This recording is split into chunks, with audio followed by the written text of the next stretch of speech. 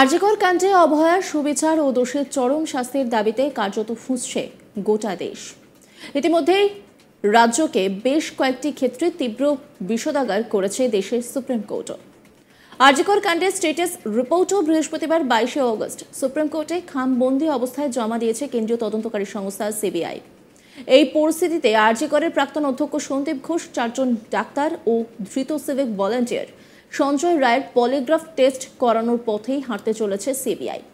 এ বিষয়ে ইতিমধ্যে আদালতের অনুমোদন মিলেছে বলে সূত্রের খবর।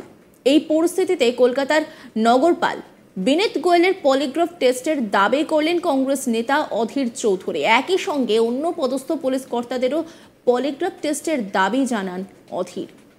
শুক্রবার 23শে অগস্ট বহরমপুরে এক সাংবাদিক বৈঠকে অধীর বলেন, আমি বলবো আরো বড় বড় পুলিশ অফিসার যারা আছে তাদের পলিগ্রাফ টেস্ট করা উচিত।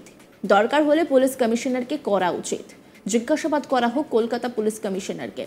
জিজ্ঞাসাবাদ করার পর যদি সদুত্তর না পাওয়া যায় তারও পলিগ্রাফ টেস্ট করা উচিত বলে আমি মনে করি। কারণ সে প্রথম দিন থেকে বিভ্রান্ত করেছে বাংলার মানুষকে। প্রথম দিন থেকে কলকাতা পুলিশ কমিশনার মুখ্যমন্ত্রীর নির্দেশে বাংলার মানুষকে বিভ্রান্ত করেছে। কলকাতা পুলিশ কমিশনার নিচের পদস্থ অফিসারদের উপরে দেশের খাড়া দিয়ে তাদের বলির বকরা বানিয়ে উদর পিণ্ডি বুদর ঘাড়ে চাপিয়ে পুলিশের উচ্চ পদস্থ আধিকারিকরা যে বাঁচার চেষ্টা করছে সেটাও সিবিআই এর দেখা উচিত বলে আমি মনে করি। অধীর রঞ্জন চৌধুরী আরো বলেন, পলিগ্রাফ অনেকেরই করানো উচিত। যে সঠিক উত্তর দেবে না তারই পলিগ্রাফ করানো উচিত। বাংলার মুখ্যমন্ত্রী যদি সত্যি বিচার চাইতেন, সত্যি অপরাধের সাজা চাইতেন, তাহলে আপনার সরকারের পক্ষ থেকে লক্ষ লক্ষ কোটি কোটি টাকা খরচ করে সুপ্রিম কোর্টে কেন বড় বড় আইনজীবীদের নিয়োগ করা হচ্ছে? প্রশ্ন আমার, আপনি চান অপরাধীরা বেঁচে যাক। কি বলছেন অধীর রঞ্জন চৌধুরী, শোনাবো আপনাদের। আমি বলি আরো বড় বড় পুলিশ অফিসার যারা আছে তাদেরও পলিগ্রাফ টেস্ট করা উচিত। দরকারে কলকাতা পুলিশ কমিশনারের করা উচিত বলে আমি মনে করি। যদি জিজ্ঞাসাবাদ করা হোক ক্যালকাটা পুলিশ কমিশনারকে, জিজ্ঞাসাবাদ করার পর তার কাছে যদি সদুত্তর না পাওয়া যায় তাকেও করা উচিত বলে মনে করি আমি। কারণ সে প্রথম দিন থেকে বিভ্রান্ত করেছে বাংলার মানুষকে। হ্যাঁ, প্রথম দিন থেকে কলকাতা পুলিশ কমিশনার মুখ্যমন্ত্রীর নির্দেশে বাংলার মানুষকে বিভ্রান্ত করেছে। ক্যালকাটা পুলিশ কমিশনারের নিচের অধস্থ অফিসারদের উপরে দোষের খাড়া দিয়ে তাদেরকে বলির বখরা বানিয়ে উদর পিণ্ডি বুদর ঘাড়ে চাপিয়ে পুলিশের উচ্চ স্তরের আধিকারিকরা যে বাঁচার চেষ্টা করছে সেটাও সিবিআই দেখা উচিত বলে মনে করি। পলিগ্রাফ অনেকেরই করানো উচিত। যে সঠিক উত্তর দেবে না তারই পলিগ্রাফ করানো উচিত। বিভ্রান্তির হাত থেকে রক্ষা পেতে পলিগ্রাফ করানো উচিত, যাদেরকে মনে হবে। বাংলার মানুষ জানতে চাইছে, বাংলার মানুষ আজকে অসহিষ্ণু হয়ে পড়ছে, বাংলার মানুষ অধৈর্য হচ্ছে, বাংলার মানুষ অধীর হচ্ছে জানতে যে এর পিছনে রহস্য কি, অপরাধের শিকড় কত দূর। আর সেই জায়গা থেকে নিজেকে রক্ষা করতে তৃণমূল পার্টি লক্ষ লক্ষ টাকা খরচা করে, আমার আপনার ট্যাক্সের পয়সা খরচা করে সুপ্রিম কোর্টে বিরাট বিরাট উকিলকে, বিরাট বিরাট আইনজীবীকে তারা নিয়োগ করছে। কারণ একটাই লক্ষ্য, একটাই উদ্দেশ্য, একটাই, ব্যাপারটাকে দীর্ঘায়িত করো, ডিলে করো, যুক্তির অবতারণা করে ডিলে করো, অর্থাৎ বিলম্ব করো। বিলম্ব করতে করতে মানুষের যে স্মৃতিশক্তি, সেই স্মৃতিশক্তি আজ না হয় কাল প্রখর থাকবে না।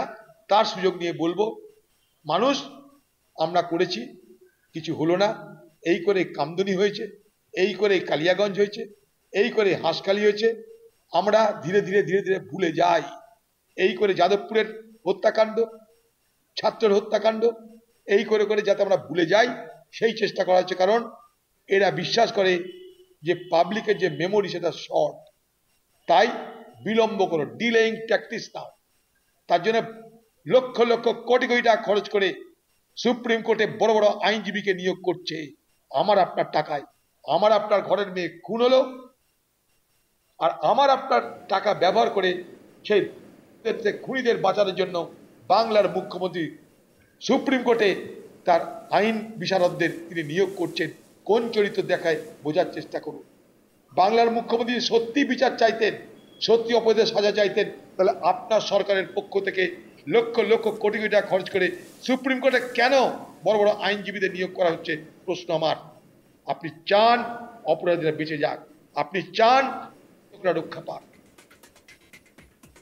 প্রসঙ্গত আরজেকর কাণ্ড নিয়ে কলকাতার নগরপাল বিনীত গোয়েলের কঠোর সমালোচনা করেন কেন্দ্রীয় প্রতিমন্ত্রী তথা রাজ্য বিজেপির সভাপতি সুকান্ত মজুমদারও। সম্প্রতি শ্যামবাজারে আরজেকর কাণ্ডের প্রতিবাদে এক সভায় সুকান্ত বলেন, এত তাড়াহুড়ো কেন করা হয়েছিল অভয়ার দেহ সৎকারের ক্ষেত্রে। সুকান্ত বলেন, এই বিষয়টি নিয়ে সুপ্রিম কোর্টও প্রশ্ন তুলেছে। সুকান্ত বলেন, যেদিন অভয়ার দেহ দেখার পর সিপি জানিয়েছিলেন অভয়ার শরীরে কোনো এক্সটার্নাল ইনজুরি নেই, কিন্তু পোস্টমর্টম রিপোর্টে দেখা গিয়েছে 15টি এক্সটার্নাল ইনজুরির চিহ্ন রয়েছে। তাহলে কি সিপি এত পুরনো আইপিএস হওয়া সত্ত্বেও বিষয়টি দেখতে পাননি, নাকি কাউকে বাঁচানোর জন্য সেদিন মিথ্যে কথা বলেছিলেন? এই প্রশ্ন করেন সুকান্ত মজুমদার। তিনি ঠিক কি বলেছেন শোনাব আপনাদের। কেন এত তাড়াহুড়ো, কি লুকোতে চান আপনারা? যে বডিটার মধ্যে এমন কি ছিল? আমি সাংবাদিক বন্ধুদেরকে বলেছি, আমাদের সিপি সাহেব বিনীত গোয়েল, বিনীতের বাংলা মনে হয় বিনীতই হয়, মনে হয় বাঙালি হলে হয়তো বিনীত গোয়েল নাম হতো। তিনি এত বিনীত, মমতা বন্দ্যোপাধ্যায়ের কাছে মাথা নত করতে করতে হাওয়াই চটি অবধি চলে গেছে, জিভ চেটে চেটে হাওয়াই চটিটা সাদা করে দিচ্ছেন। তিনি মাথা তুলে দাঁড়াতে পারছেন না, মেরুদণ্ড তুলে দাঁড়াতে পারছেন না। তিনি সিপি, আমাদের বাংলায় যাকে নগরপাল বলি আমরা, কলকাতার কমিশনার অফ পুলিশ। তিনি গেলেন, মৃতদেহ দেখে এলেন। মৃতদেহ দেখে এসে সাংবাদিক বন্ধুদেরকে আছে প্রথম যে বক্তব্য রাখলেন, ভালো করে সাংবাদিক বন্ধুদেরকে আমি অনুরোধ করব, আপনাদের চ্যানেলের লোকেদেরকে বলবেন একবার তার বক্তব্যটা দেখিয়ে দিতে। তাতে বলেছিলেন উনি, there is no sign of external injury. কোন এক্সটার্নাল ইনজুরি অর্থাৎ আঘাত, শরীরের মধ্যে কোনো আঘাত দেখতে পাননি উনি। পরে পোস্টমর্টম রিপোর্ট এলো, সেই পোস্টমর্টম রিপোর্ট আমরা যেটা দেখতে পেয়েছি সোশ্যাল মিডিয়ার মাধ্যমে, তাতে বলছে 15টি এক্সটার্নাল ইনজুরি আছে, 15খানা। আপনি নগরপাল হয়ে যদি, এত বছরের পুরনো আইপিএস হয়ে যদি 15খানা এক্সটার্নাল ইনজুরি যদি দেখতে না পারেন, তাহলে আপনার নগরপাল থাকার কোনো যোগ্যতা নেই। আপনি ওই পদ থেকে অপসারিত হওয়া উচিত, আপনাকে কান ধরে ওখান থেকে নামিয়ে দেওয়া উচিত ওই পদ থেকে। অথবা আপনি মিথ্যে কথা বলেছিলেন। উদ্দেশ্য কি ছিল? উদ্দেশ্য একটাই ছিল যে কোনোভাবে এই ঘটনাকে বাইরে আনতে দেওয়া যাবে না, এবং তার প্রমাণ আছে। আপনারা বলে চালাতে চেয়েছিলেন, সেই জন্য বলেছিলেন দেয়ার ইজ নো এক্সটার্নাল। নজর রাখুন আজ তাক বাংলার ইউটিউব স্ট্রিমিংয়ে।